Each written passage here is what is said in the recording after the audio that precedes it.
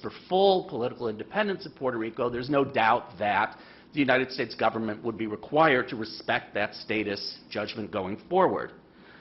The only question that arises is whether, if the United States and Puerto Rico decide to enter into some other arrangement on status between the poles of statehood or full independence, whether the United States and Puerto Rico could bind themselves to such an arrangement so that the arrangement could not be changed without the mutual consent of both Puerto Rico and the United States.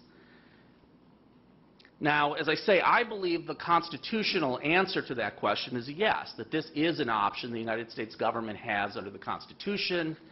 And I also believe that the most important contribution the task force can make to the status question is to help clarify the answer to this question. That is, to clarify that should the United States and Puerto Rico decide to enter into a mutually binding agreement, compact, to respect Puerto Rico's political status going forward, whatever the particular form that status might take, Commonwealth, expanded Commonwealth, sovereignty, and association with the United States, that there is nothing that precludes the United States from entering into that kind of an agreement.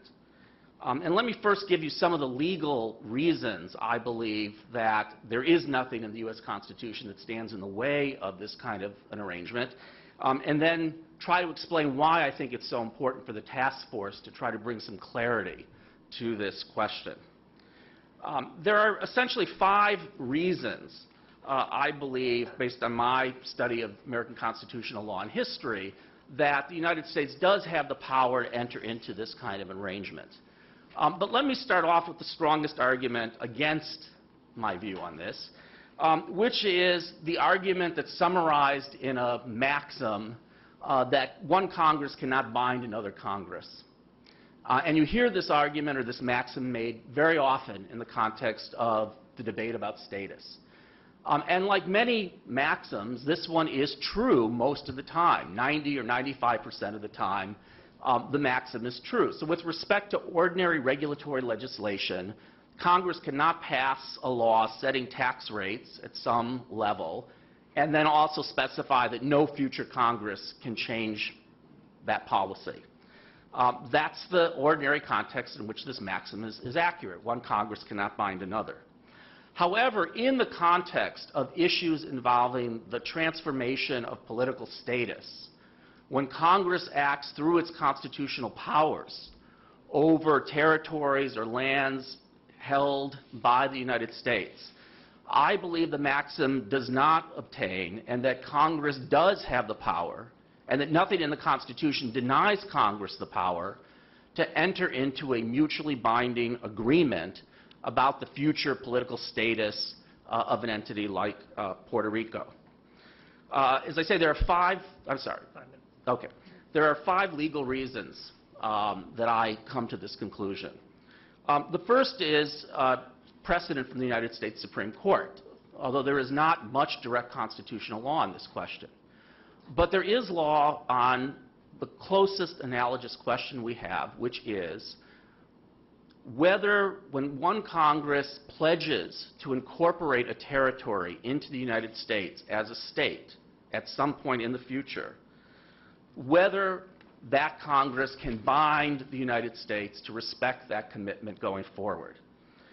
And on that issue, the United States Supreme Court has issued a series of decisions, the primary one being with respect to the Alaska Territory, a case for Tom, since he's taking notes, Rasmussen versus United States, 197 U.S. 516, decided in 1905, in which the Supreme Court confronted exactly this question and held that once a Congress, by statute, promises to incorporate a territory into the United States, that promise is binding going forward.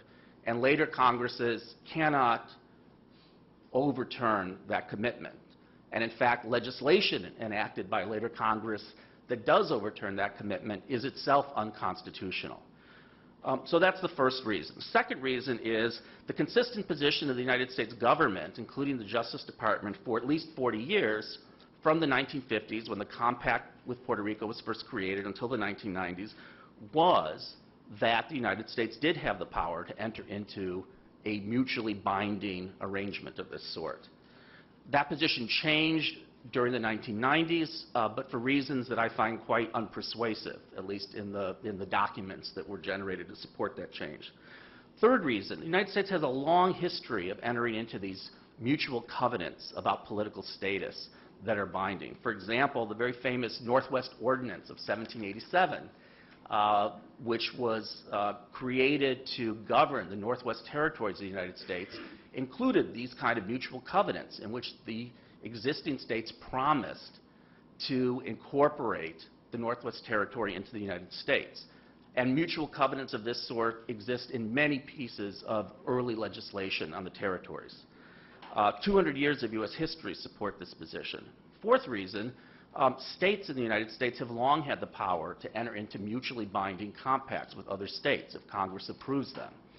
Seems to me quite odd to think that the states would have greater capacity to enter into these arrangements than the entire government of the United States would when acting through legislation adopted by Congress and the President.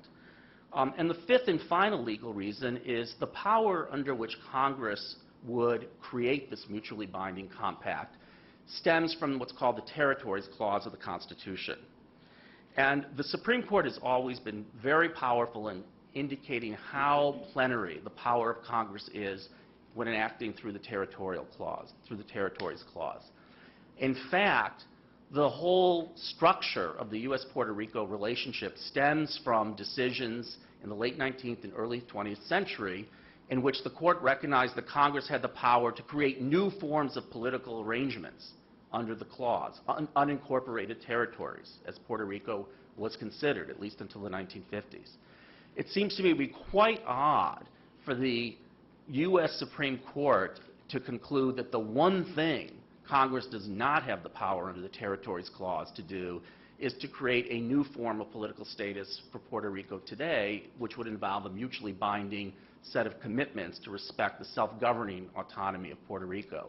Indeed, it seems to me it would be quite perverse to conclude that Congress had the power to create the form of unincorporated territory, but not to create a form of political status that respects the self-governance rights of Puerto Rico going forward.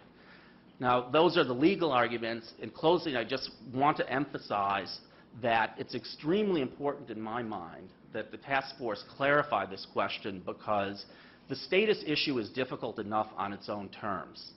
But it's made much more difficult for the people of Puerto Rico and for others who debate and discuss and try to decide what to do about this issue when there is legal uncertainty about what these options mean.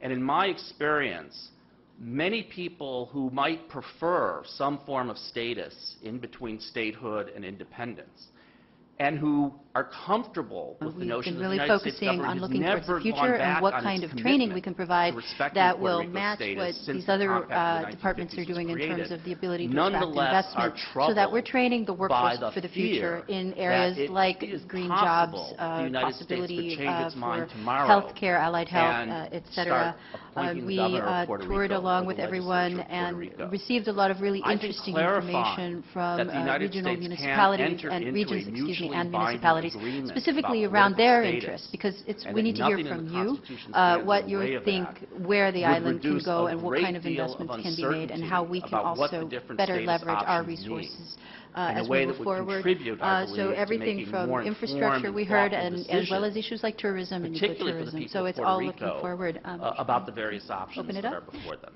Thank you very much. Thank you very much, Professor Pildes. Professor Burnett? Thank you. Good afternoon, members of the task force. I am very grateful for the invitation to speak today. I'm Christina Duffy Burnett. I'm an associate professor of law at Columbia University, and I teach legal history, constitutional law, and immigration law. I've published and spoken extensively on the constitutional issues raised by U.S. territories in general and Puerto Rico in particular. This issue is not just of intellectual interest to me, but also very close to my heart. I'm Puerto Rican, raised on the island where my parents still live. Spanish is my first language.